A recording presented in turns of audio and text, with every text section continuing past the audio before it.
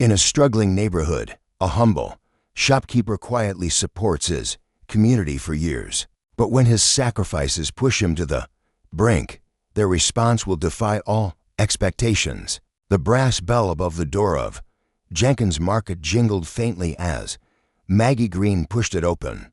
The single mother carried her worn cotton tote bag slung over her shoulder, her faded jeans and patched jacket speaking to a life stretched thin. Despite the fatigue lining her face, Maggie greeted Mr. Jenkins warmly, offering a small, resilient smile as her 8-year-old daughter Lily Skipton, behind her, clutching a drawing sheet, made at school. "Good morning, Mr. Jenkins," Maggie said, her voice light despite the weight she carried. Henry Jenkins looked up from the villain, his hand, his weathered face breaking into a kind smile. "Good morning, Maggie." "Hello, Lily. What have you got there?" Lily held up her picture with pride. "It's a turkey for Thanksgiving." Henry leaned over the counter to admire the colorful crayon drawing. "Well, isn't that something? You're an artist in the making." Lily beamed, and Maggie's shoulders seemed to relax ever so slightly. As they moved through the store, Henry's gaze lingered on them for a moment before he returned to tallying figures in his worn ledger. The red ink seemed to bleed across the pages, a stark reminder of the mounting debts he'd taken on to help customers like Maggie. The bell jingled again, and an elderly man named Walter hobbled in with his cane. A retired school teacher, Walter had been coming to Jenkins Market for decades. After his wife passed away, Walter's days became quieter, marked by hours spent tending to his overgrown garden and rereading the classics he used to teach. His pension barely covered his needs, but Henry always set aside a small bag of Walter's favorite loose-leaf tea, knowing it was one of the few indulgences the old man allowed himself. Today, Walter handed Henry a few crumpled bills and apologized. "I'm a bit short this week, Henry. I'll make up for it next time." Henry waved him off with a kind smile. "Don't worry about it, Walter. I've got you covered." Walter's eyes glistened with gratitude. "You're too good to me, Henry." As Walter left, he paused by the door, looking back for a moment. The market wasn't just a place to buy groceries, it was a lifeline that anchored him to the community, a reminder that he wasn't alone. Minutes later, a young couple, Sarah and Ben, entered the store, their infant daughter sleeping in a carrier strapped to Ben's chest. Sarah and Ben had moved to Maplewood in search of a quieter life, but the financial strain of starting over was harder than they'd expected. Ben worked long hours at the factory, while Sarah stayed home with their baby, Ella, picking up occasional babysitting jobs to make ends meet. Sarah hesitated as she picked up a can of baby formula, glancing nervously at Ben. "We'll manage," she whispered, but her voice carried a tremor of doubt. Henry, sitting behind the counter, caught the exchange. When the couple came to pay, he scanned the formula and slipped a small bag of diapers into their bag without a word. Ben noticed and began to protest, but Henry held up a hand. "Consider it a welcome to the neighborhood gift," he said with a wink. Sarah's voice trembled slightly as she replied, "Thank you. You have no idea how much this helps." That evening, as Sarah rocked Ella to sleep in their draughty apartment, she told Ben, "We're lucky to have found a place like this. People like Henry make it feel like home." The bell jingled once more, and Ellie entered with her portfolio tucked under one arm. A budding artist fresh out of high school, she had dreams of attending art school, but spent her days working odd jobs and painting portraits in her small apartment. She'd recently begun visiting Henry's Market after he noticed her struggling to afford art supplies. On this visit, Ellie shyly approached the counter, holding a canvas. "Mr. Jenkins, I was wondering, would you mind if I displayed this here? I can't sell my work anywhere else." Henry studied the portrait, a striking image of Maplewood's town square bathed in sunset hues. "Ellie, this is beautiful. Of course, you can display it here." He found a spot near the front window, propping up the painting for all to see. When Ellie left that day, she felt lighter. Henry didn't just sell her art supplies at a discount. He gave her confidence, a belief that her dream wasn't out of reach. Jenkins Market was more than a place to buy groceries. It was a sanctuary for those in need. From the college student picking up essentials on a tight budget to the out-of-work carpenter buying supplies to tide his family over, Henry's kindness reached every corner of Maplewood. But every act of generosity came at a cost, one that Henry bore quietly, never letting on to the growing strain. Jenkins didn't just see customers coming through that door. He saw neighbors, friends, and families in a need. But could one man's kindness really make a difference in a town struggling to survive? Henry Jenkins had not always been a shopkeeper. Decades earlier, he had worked as an accountant in the city, living a modest but steady life. His days were spent poring over numbers, his evenings coming home to his wife, Mary. Mary had been the light of his life, kind, strong-willed, and endlessly compassionate. Together, they had dreamed of a quiet retirement in the countryside, a dream that began to materialize in Maplewood during weekend visits that became longer and more frequent. When the general store came up for sale, the Jenkins knew it would be the perfect way to keep themselves busy and meet their new neighbors. Mary had always been the heart of their home. She had a knack for making people feel seen and valued, whether it was through her volunteer work at the local food bank or the way she baked extra loaves of bread to share with neighbors. Henry often marveled at her ability to make kindness seem so effortless. Even after a long day of her own work, she often came to the store to face the shelves for him and knew every customer's name and something about their lives, their job, family members, and favorite hobbies. The little things matter most, she used to tell him. They add up to something bigger than we'll ever see. When Mary passed unexpectedly from an illness, Henry's world crumbled. The plans they'd sketched together, the house on the hill, the garden they would tend, the grandchildren they'd hoped to spoil one day, all suddenly felt hollow. Running the general store became Henry's way of clinging to their shared dream.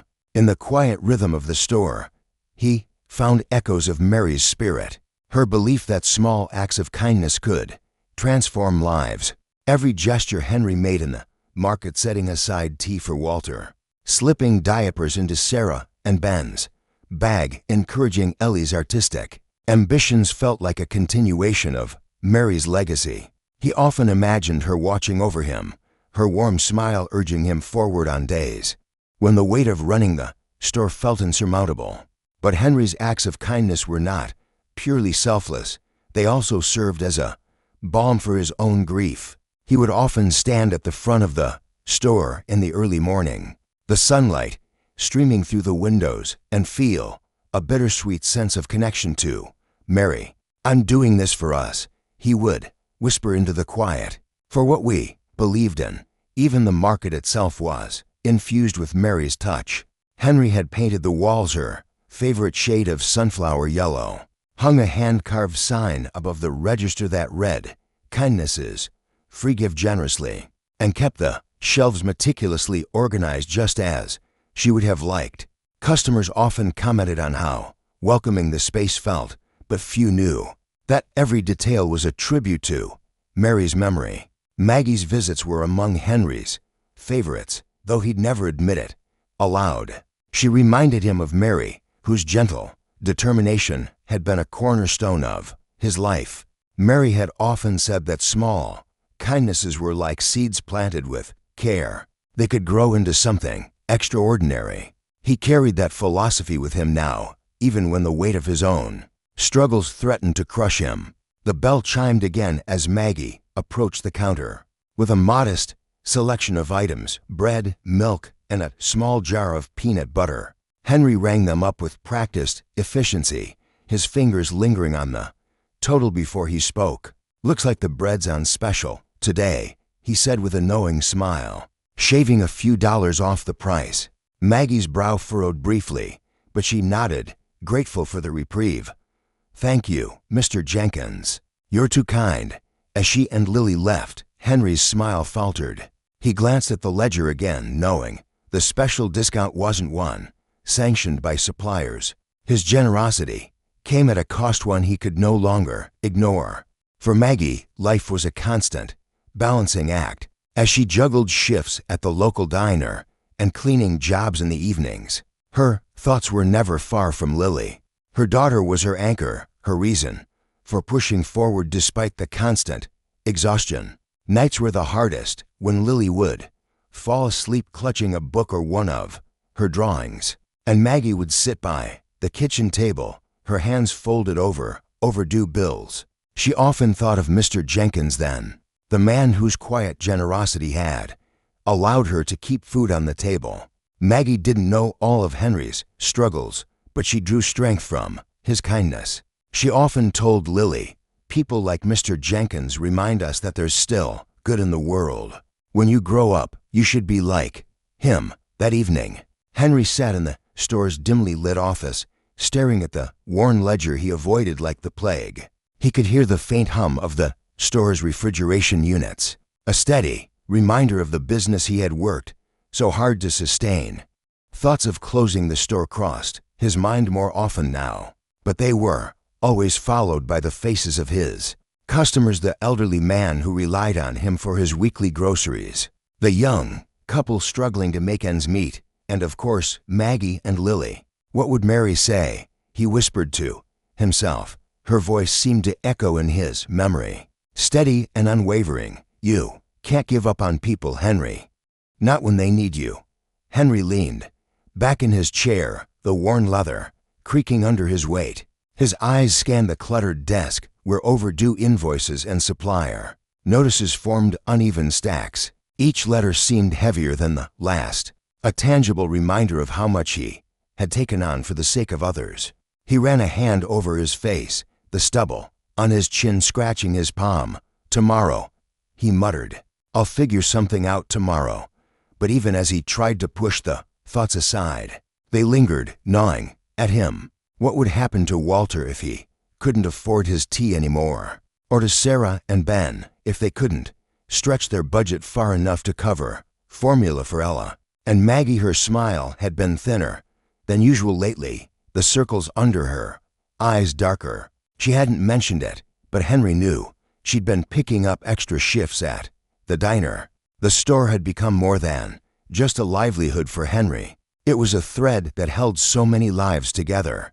Letting it go felt like abandoning the people who had come to rely on him, but holding on seemed like an impossible burden. He glanced at the photograph on the wall, him and Mary on their wedding day, beaming under a cascade of sunflowers.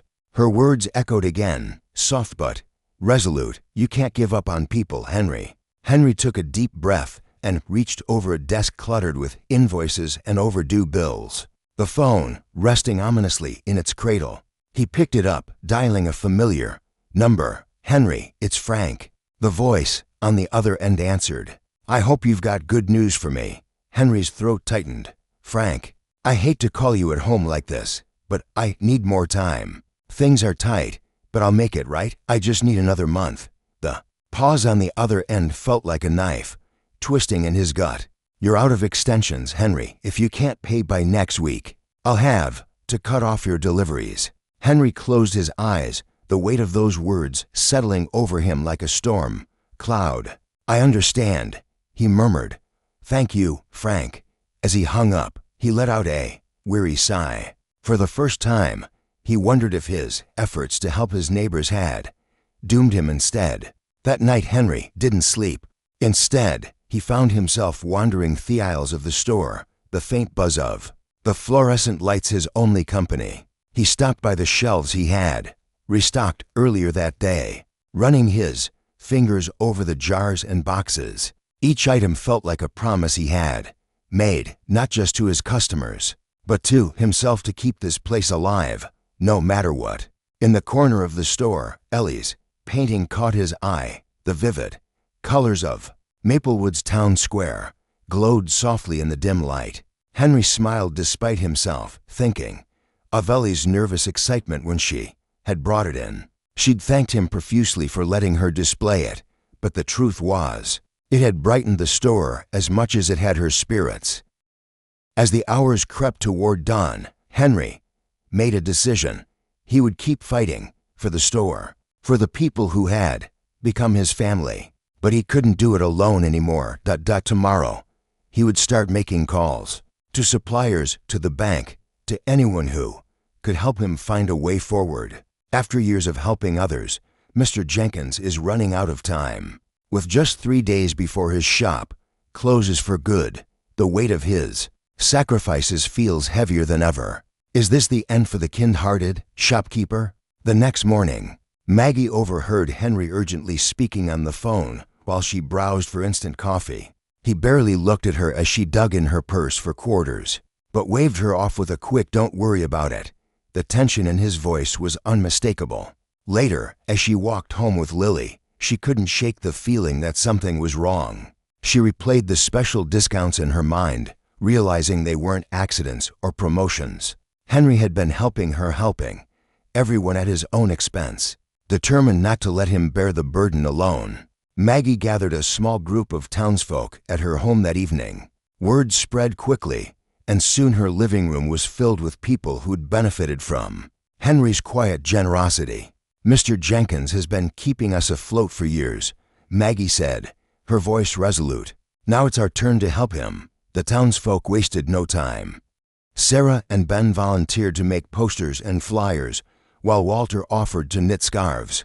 Despite his arthritis, for a craft stall, Ellie suggested auctioning off her paintings, promising to work late into the night to create new ones in time for the event. Children painted cheerful signs that read, "Save Jenkins Market," and local musicians offered to perform for free. But the road wasn't easy. A sudden rainstorm on the day of the fundraiser threatened to ruin the entire event. Maggie, undeterred, rallied everyone to move the stalls to the town's old barn, where they quickly transformed the space with string lights. Ellie set up a portrait stand where she painted quick sketches for donations. Some folk were skeptical, muttering, "What difference can we make with a bake sale?" Maggie silenced them with a heartfelt speech. "Henry has given us so much, even when he didn't have enough for himself. It's not about how much we raise, it's about showing him we care." Her words brought energy to the room, and everyone dropped a few dollars into a basket being passed around. Mer Bailey, a retired carpenter, quietly donated a significant sum, remembering how Henry had let him buy groceries on credit during hard times. Unbeknownst to the others, Mr. Bailey gave enough to keep the market running for years. By the time Henry arrived, the barn was buzzing with life. Stalls lined the perimeter, filled with handmade crafts, baked goods, and jars of jam. Ellie's artwork auction had already begun, and her portrait of Jenkins Market was attracting fierce bids. Walter stood proudly behind a table of scarves, teaching a group of teenagers how to knit simple patterns. Children darted around with lemonade cups from Lily's stand, where she enthusiastically greeted each customer with, "This is for Mr. Jenkins." The air smelled of freshly baked pies and spiced cider, and the sound of live folk music filled the barn. Maggie approached Henry, her smile warm and proud. "This is for you, Mr. Jenkins," she said. "You've given us more than we could ever repay, but we're going to try." Henry's eyes welled up as he looked around, his heart swelling with gratitude. He paused by Ellie's stall, where she had just sold her portrait of the market, for a record-breaking bid. "You believed in me when no one else did," Ellie told him, her voice trembling. "This is my way of saying thank you." At Walter's table, Henry watched the elderly man teaching a young boy to knit. "It feels good to give back, doesn't it?" Walter said with a wink. Sarah and Ben handed out cider and cookies, their tired smiles radiant with hope. "You've done so much for us, Henry," Ben said. "This is the least we can do." Even young Lily had prepared something special. As the event wound down, she presented Henry with a jar filled with quarters and crayon-drawn bills. "It's all my allowance," she said proudly, "and I made this for you." She handed him a second piece of paper drawing of him behind the counter, surrounded by smiling customers. The fundraiser raised enough money to cover Henry's debts and secure the market's future. But the impact didn't stop there. Inspired by the event, the townsfolk began new initiatives. A food pantry was set up in the back of the market for those in need, and a group of teens started repainting the town's park. Benches. Walter's knitting lessons turned into a weekly community craft night, and Ellie began hosting art workshops for local kids, using a portion of her auction earnings to fund supplies. Henry, overwhelmed by the outpouring of love, found himself at a loss for words. This is Mary's dream," he said quietly one evening to Maggie. "She always wanted this community to thrive, and now it's happening." Henry Jenkins' story is a testament to the power of quiet kindness and the resilience of community. His small, selfless acts created ripples that returned to him when he needed it most. The love and gratitude of his neighbors didn't just save the market. It ignited a spirit of connection and generosity that transformed Maplewood into a beacon of hope. Let his story remind us all that the simplest gestures, a loaf of bread, a kind word, a helping hand, can change lives.